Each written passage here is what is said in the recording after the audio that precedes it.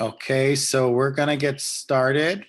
And where we left off was a discussion about development in middle childhood. And we're going to continue this process and talk about development in adolescence. And here we are. So, if we were to look at the history of psychology, Granville Stanley Hall suggested that adolescence is a time of storm and stress. He suggested that there's a lot of conflict and there's a lot of difficulty navigating adolescence. And that was the belief set in the early 1900s. But there was some research done by Margaret Mead, who explored indigenous populations, and she found that actually adolescents can be quite happy and fun and easygoing. And she referred to it as, for the Samoan, it's the most enjoyable time of their life. Now, truth be told, is adolescence a time of storm and stress, or this time of bliss? It's probably somewhere in between. But what we do know is that in general, adolescents tend to develop a healthy self-image through this time period. And most adolescents successfully navigate this challenge. Now, adolescence, by definition, is from puberty to adulthood. So we're talking about roughly 12 or 13 years old to about 25. Now, I will say that there's this small period between adolescence and adulthood called emerging adulthood. And that's roughly 18 to 25, where you gradually take on more adult-like responsibilities. So, but for the sake of our class, we're talking about 13 to about your 20s. All right. Now, puberty, by definition, is a period of time that has rapid physical maturation, that has a whole host of bodily changes, a whole host of hormonal changes. And we tend to see all of the following. We tend to see sexual maturation. We see increases in height and weight. For females typically have their first menstrual cycle. We tend to see pubic hair, chest hair, and facial hair for males, and in the enlargement of the breast for females. These are changes that happen. Now, there are two types of changes that happen: primary sex characteristics and secondary sex characteristics. And in adolescence, the primary sex characteristics are related to the sex organs and the functionality of the sex organs, whereas secondary sex characteristics are things like enlargement of the breasts, broadening of the shoulders, facial hair, and things like that, which are also signs of puberty, but not necessarily required to reproduce. So here's a graph that talks about some of the height changes for males and females. You'll notice that on average, males tend to hit puberty between 1 to 2 years later than females. So there is a period where, when females hit puberty, that they catch up to males in terms of things like height. But by the end of it, after males hit puberty and have their growth spurt, on average, males tend to be about 4 inches taller than females. You may recall we actually talked about growth spurts. So if we go back to an earlier lesson, we mentioned that we have 2 major growth spurts across the lifespan. The first occurs in infancy, and the second one occurs in adolescence, which is what we're talking about at this point. Now, we also see during puberty a whole host of hormonal changes. The gonads, which are responsible for releasing estrogen, progesterone, testosterone start to secrete it. Now, it's important to know that both males and females have testosterone and estrogen. It's just the ratio is greater in males than females. So we start to see the secretion of testosterone, estrogen, progesterone, estradiol, and so forth.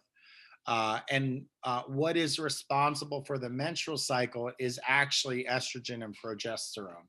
So these hormones are responsible for the various phases of the menstrual cycle.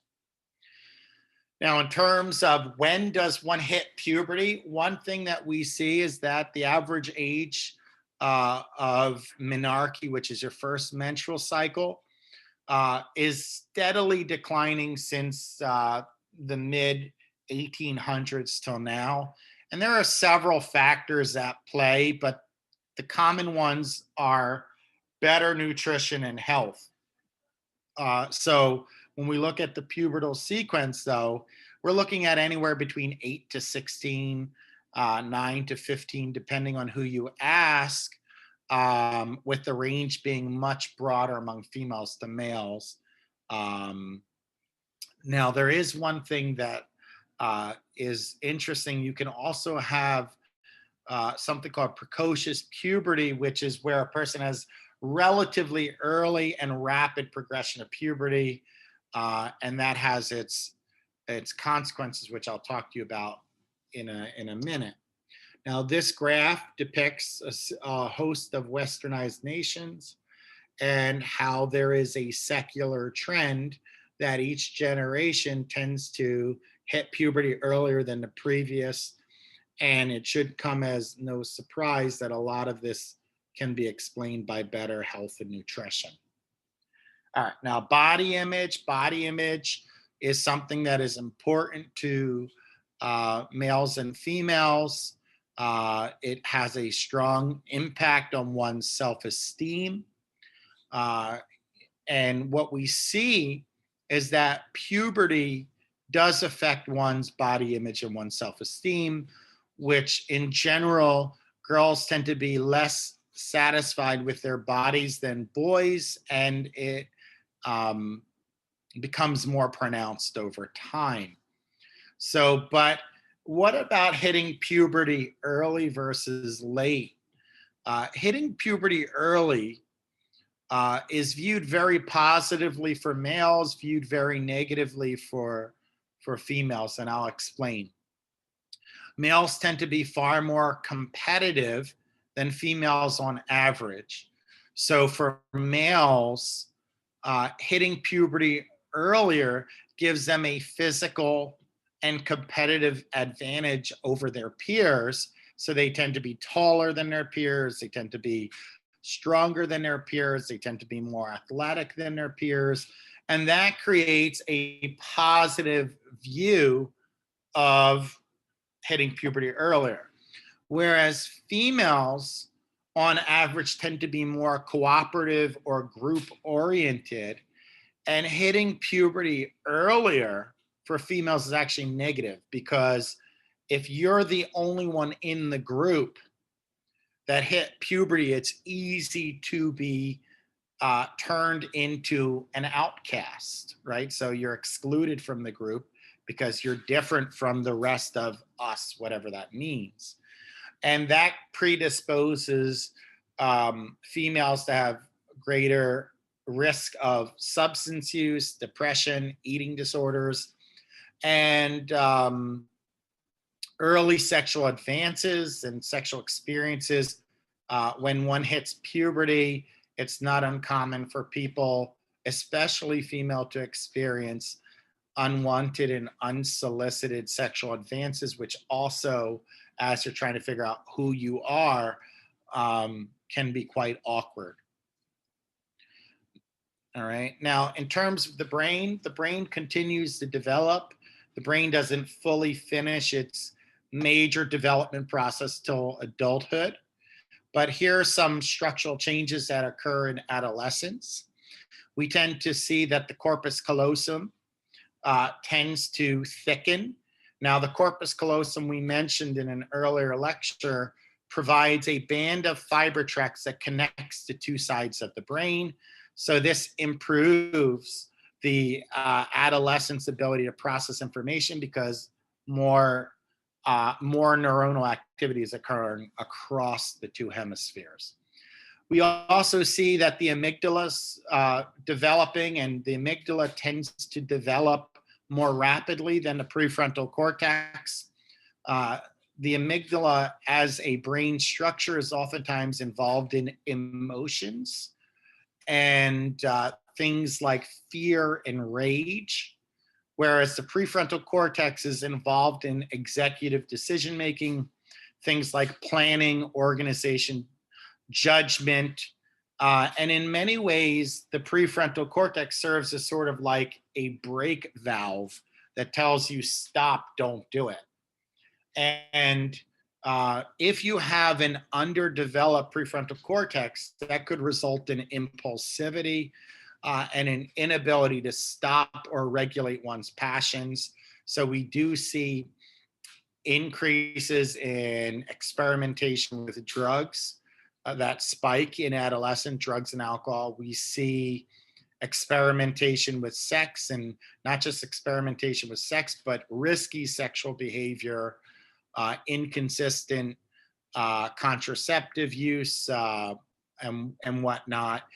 And we also tend to see a lot of other thrill-seeking behaviors that rises during adolescence, such as one gets their license, so they might race down the highway. And unfortunately, that results in a lot of fatalities. So that thrill-seeking behavior. So when the prefrontal cortex is not fully developed, you don't get the part of the brain saying, stop, don't do this. This is bad judgment, bad decision-making. And then some of the passions that we talk about could occur. And I talked about these three parts of the brain. So here we have a graph that covers all three. Now, what about sex and sexuality? We alluded to that. During adolescence, this is a time of sexual experimentation and exploration. With puberty, people start to incorporate fantasies and try things out, and one develops a sexual identity. Now, what's interesting is that we tend to see a lot of sexual content on the television. So the more sexual content you are exposed to on television, the more likely you are to engage in sexual intercourse earlier, which is interesting because in a lot of the television shows and a lot of the movies that are catered towards teenagers, they highlight sex and romance as this passionate thing where people engage in activity spontaneously, and very rarely do you see people talking about contraception, which has some negative outcomes such as teenage pregnancy and increased risk for sexually transmitted diseases or STDs. So what does adolescent sexuality look like? First, you have to develop a sexual identity. So what does that involve? Well, learning to identify and manage one's sexual feelings, the learning to form intimacy, which is close bonds, and learning to regulate sexual behavior. So long story short, sexual identity involves your behaviors, your interests, styles of behavior, and one's sexual orientation. Now, in adolescence, the LGBT community tend to struggle with identity around same-sex attractions, and the process of coming out can be challenging because of fear of ridicule among one's peers. Now, I will say that that is changing, and that's changing for the better as the narrative around LGBT communities becomes more open-minded and progressive, people are showing more of a sense of pride, and there's a whole coming out day where people do this and they come out. Now, coming out actually is a ongoing thing. It's not just a one-time thing. You might come out to one's parent first, and then to one's best friend first, and then come out to one's peer group last. So when we talk about coming out, it's a process. But kids can be cruel. Kids can be bigoted. And that creates some anxiety around the process of same-sex um, attractions. Now, in terms of sexual behavior, people are starting to initiate sex earlier and earlier. And the rate by which you initiate sexual activity varies based on country, gender, socioeconomic status, cultural value system, religion. The list is ongoing. But in the United States, we tend to see that about 1/3 of ninth graders are already experimenting with sex, and by the 12th grade, nearly 2 out of every 3 have experimented with sex.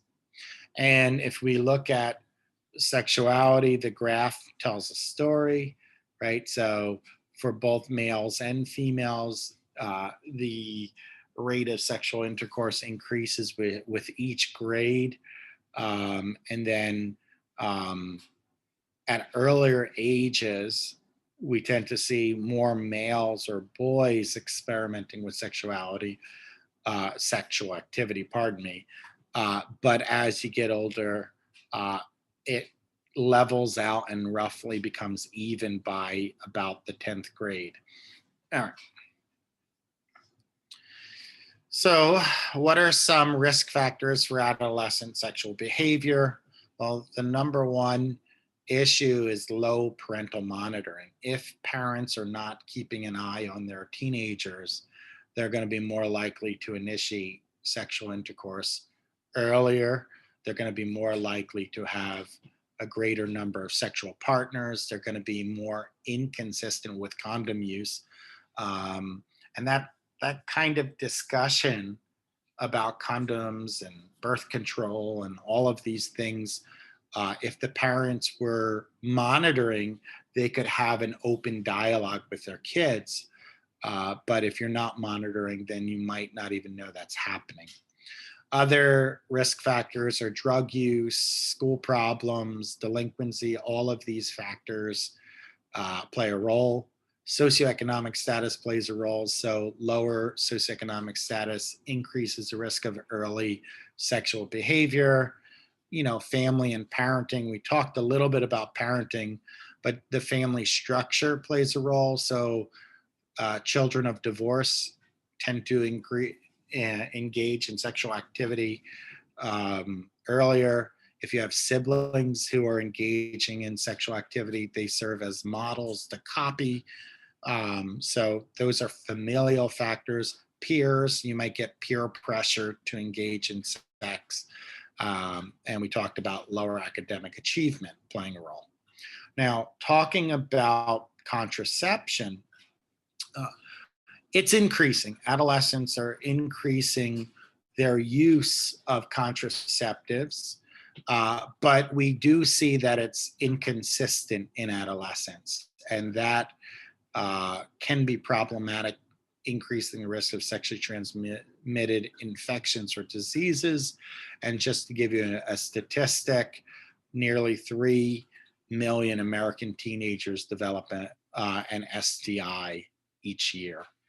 And we tend to see Western countries tend to have higher sexual activities, but there's a difference. In America, we tend to use condoms less, pills less than other European nations. And it might be due to the way we talk about sex. In the United States, we focus more on an abstinence model. rather than a safe sex model, whereas many times in the European countries, they talk more about a safe sex model rather than an abstinence model, um, acknowledging that teenagers are going to have sex. And here's an interesting thing. If we were going to compare sexually transmitted diseases and teenage pregnancy with the United States and places like Norway and Sweden, what we find is that in Norway and Sweden, they have a greater percentage of their teenagers who are sexually active than in America. However, their rates of teenage pregnancy and their rates of sexually transmitted diseases are lower. And once again, it has to do with the model of discussion around sex. All right, so again, this is the graphic for teenage pregnancy. United States is number one, right? We lead the world in westernized nations of teenage pregnancy. I'm not so sure that's something that we want to lead the world, because teenage pregnancy has profound effects on adolescent mothers. It puts their academics in jeopardy because the focus uh, has to be on the child. So whereas 99% of people who don't get pregnant graduate high school, it's about a 50-50 shot for those who do get pregnant, whether they're going to even graduate high school. So that teenage pregnancy threatens academics, which is one thing. It also, because you have yet to establish skills and establish a career, it predisposes you to poverty. You're at an increased risk of poverty because of teenage pregnancy, because the kinds of jobs that are available to you are entry level at most, and you might not be able to work the kind of hours you need to float a family. It also increases the risk of things like incarceration, because if you can't pay your bills or you can't feed your child, uh, you might be tempted to engage in illegal activities such as selling drugs, prostitution, and or stealing things, formula and things like that for your baby. Um, these are more common among teenage pregnancies. So, not necessarily something that we want to lead the world in. So, something to think about that. All right. So, we talked about it creates risk for the baby, the mother. We have the number one highest rate of teenage pregnancy in the world because it's coupled with a lot of other um, risky behaviors like drug use and things of that nature. We also tend to see that it puts a risk of low birth weight, neurological problems, and so forth. And then we talked about school and economics already, so I'm not going to repeat that. Now, when we talk about adolescent health, we tend to see that adolescents are not very good about taking care of their health. So when we talk about things like nutrition, about 1 in 6 individuals between 12 and 19 are overweight.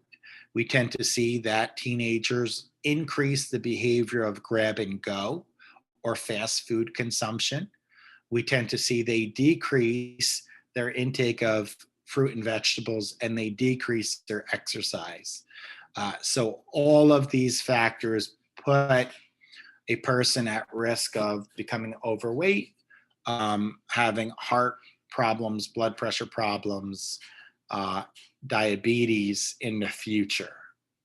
We also tend to see that you're supposed to get about 8 hours of sleep at night, that nearly 3 out of every 10 teenagers are actually doing that. So what about the other 7 out of 10?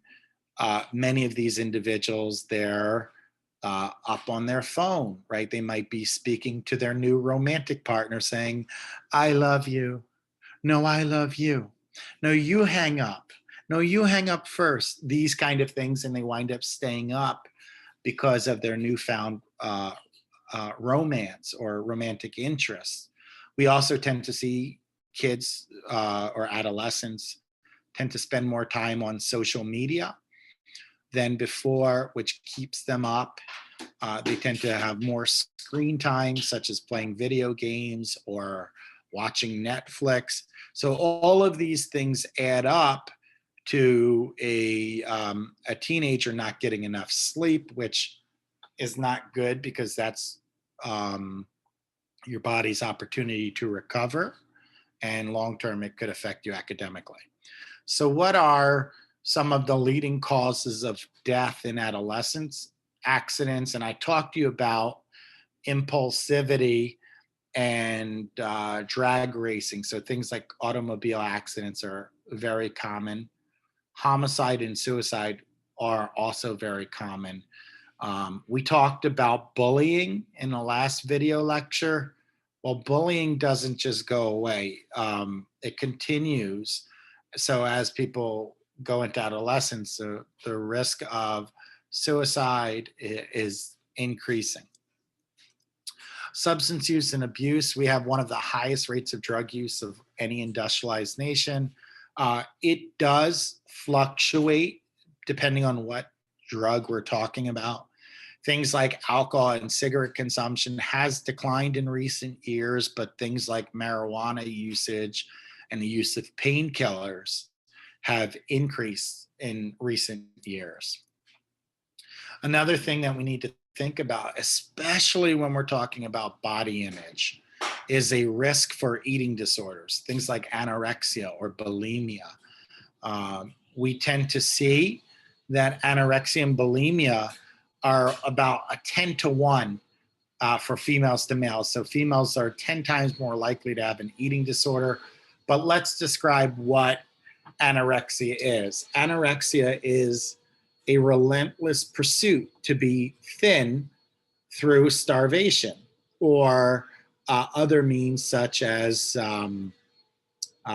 diet pills, stimulants, Ritalin, excessive exercise, things of that nature.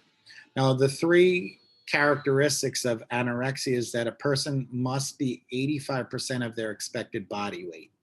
So if you're expected to be 150 pounds, let's say a person would be 22 pounds lighter, right? So whatever it is, the person is significantly underweight. They have an intense fear of gaining weight, and then they have the cognitive distortion that even though they're objectively underweight, they still think that they're overweight. Whereas bulimia is a binge purge cycle. And when I say binge, that's excessive eating. And then purging is a process of getting rid of the food that you ate through vomiting, through excessive exercise, and so forth. That's more of the bulimia. Now, what's interesting is whereas people with anorexia tend to be underweight, people with bulimia tend to be within the normal weight range, but they have some of the same patterns of fear around food and body image. Before I shift gears, I will also say that there is a difference in conditions around bulimia. People with bulimia tend to have more mood disorders as co-occurring diagnoses than people with anorexia, whereas people with anorexia, it's more about control versus emotion regulation. And people with bulimia are more likely to have a greater number of sexual partners than anorexia as well. Now let's shift gears from the physical to the cognitive, and let's talk about Piaget. So Piaget, remember, has these 4 stages of cognitive development. And by now, we've moved from the concrete operational stage theory to formal operations. And in the formal operations theory, you're able to think more abstractly. You have increased verbal ability. You have ability to have metacognition, which is your thinking about how you think.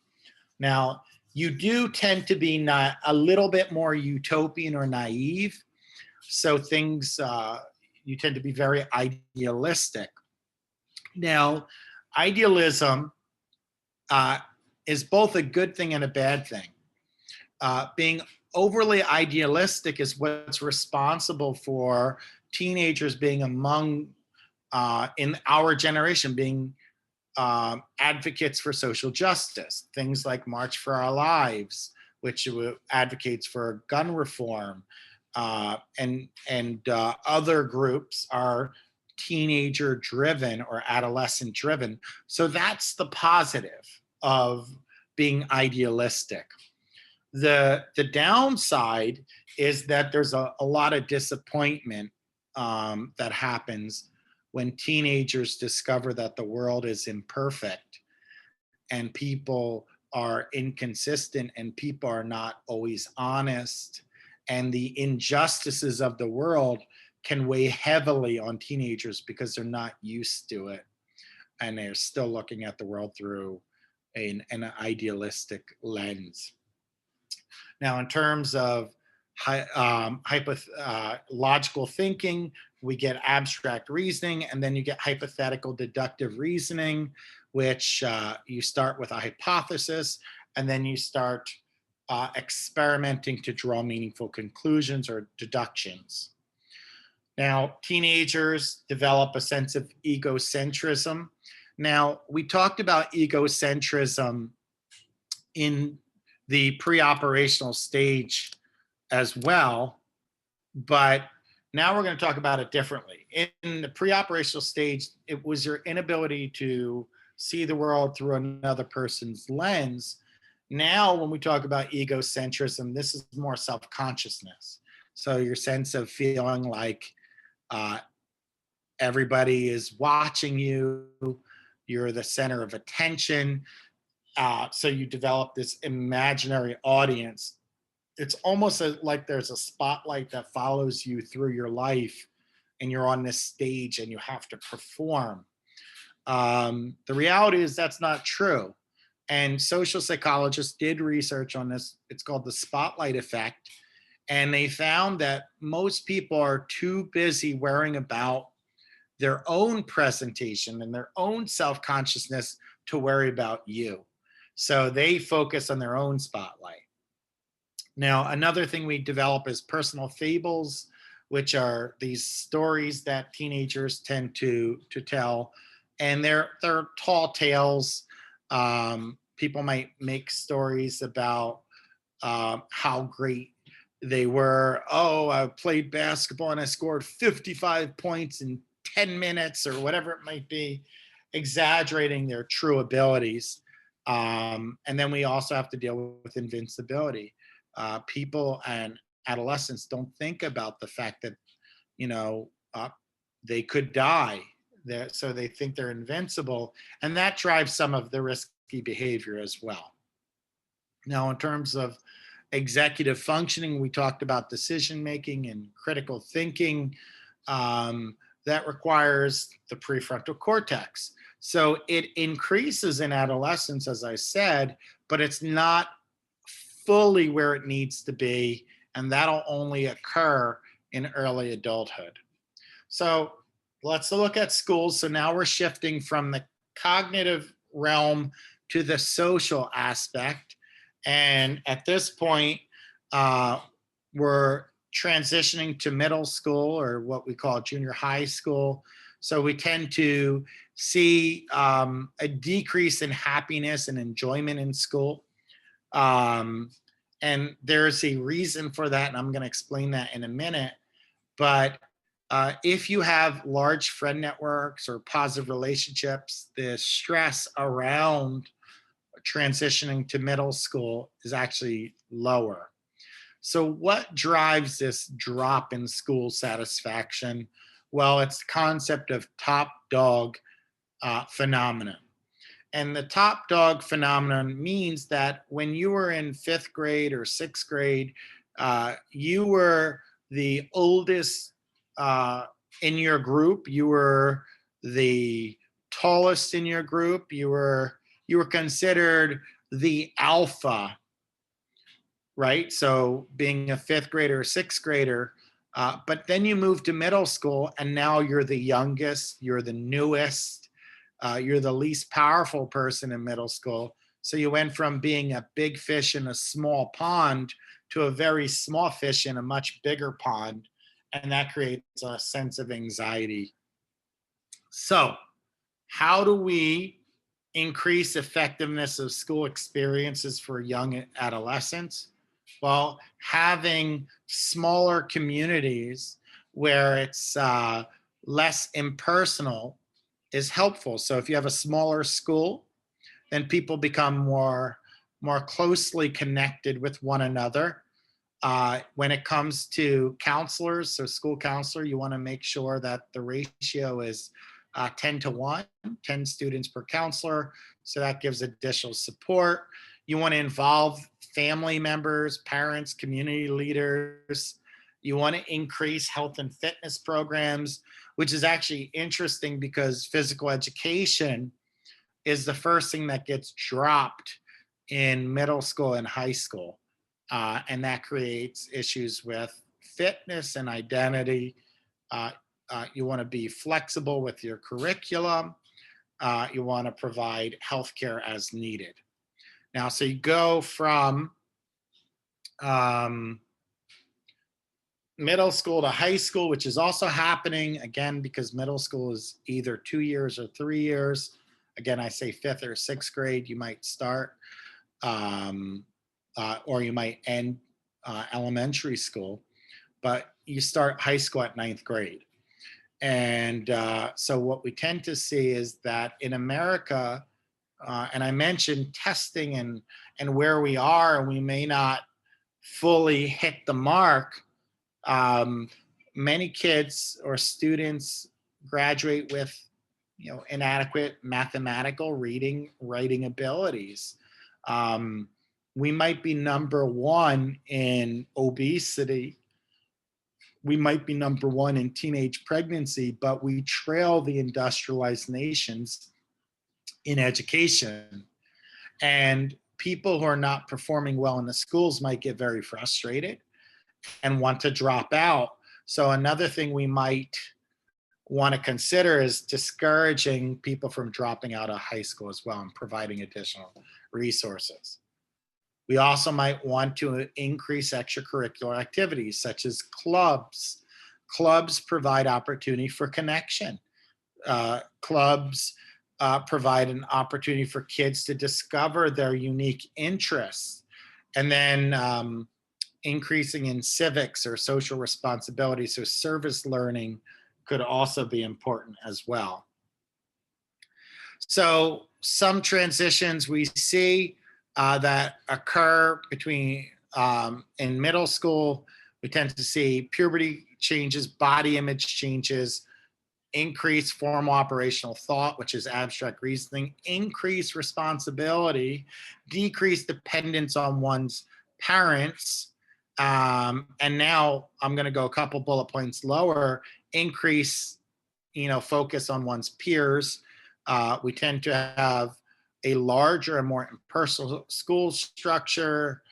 We have many teachers and so forth. So there are a lot of changes that happen in the school on an individual, family, and school basis that create anxiety. I already talked about the top dog phenomenon, but I do want to talk about some of the positive aspects of this transition. You start to feel like you're growing up. You start to feel more mature. You get to choose more options. So when you're in middle childhood, I said that parents oftentimes still control the kind of activities you involve with, the opportunities you have. So you have increased independence and you're challenged more intellectually. So I said this already. But when we talk about dropout of school because of all these pressures and feeling less competent, we also need to talk about ethnic variations here. Ethnic minorities are at greater risk to drop out than their Caucasian counterparts. And again, when I can't impress upon you the importance of understanding the structural factors at play that predispose this. So, um, having single parent home at greater rates, lower socioeconomic status at greater rates, and environmental pressures could predispose us. So we really need to start to focus on some of these structural barriers that our ethnic minority um, students are experiencing. All right. So, what happens when you have service learning? Kids tend to have higher grades, they have higher self esteem, they have a sense that they feel that they can make a difference on the world, and it increases volunteerism at a later point. And you will see middle adulthood is when volunteerism spikes. So, service learning predisposes people to volunteer. And that is our lesson for today. So, I'm going to stop the share there, and I'm going to stop the lesson. And this is Adolescence.